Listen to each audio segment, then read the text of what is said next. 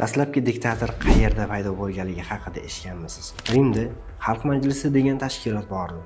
Bu tashkilotga ikkita rahbar yetakchilik qilgan. Ular konsullar atalgan. Ular 1 yilga saylanardi. Agarda urush bo'lib qolsa, o'sha paytda Rimda ular o'z vazifasidan kengroq vakolatlarga ega bo'lar va ular 6 oyga o'zining vazifasiga kelardi. Ularni diktatorlar deb atashardi. Tarixdagi dastlabki diktator Rimda bo'ldi va keng vakolatlarga ega bo'lgan bu inson Yuliy Sezar. Yuliy Sezar miloddan avvalgi 49-yildan miloddan avvalgi 44-yillar oralig'ida mamlakatni boshqardi. U urush paytidan chiqqan paytda ham u 6 oydan ko'p mamlakatni boshqardi. Senatga hisobot berish kerak deb hisobot bermadi va miloddan avval 44-yilda o'zining norasmiy o'g'li tomonidan u o'ldirildi. O'sha norasmiy o'g'il ismi Brut edi.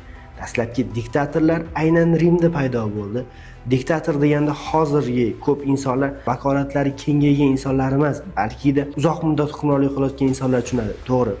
Dastlabki diktatorlar ham xuddi shunday bo'lgan, ya'ni vakolatlaridan kengroq ishlarni amalga oshiradigan davlat rahbarlari va uzoq muddat rahbar bo'ladigan insonlar diktatorlar deb ataladi. Diktatorlardan kimlarni bilasiz? Izohlar qismida o'z fikrlaringizni yozib qoldiring.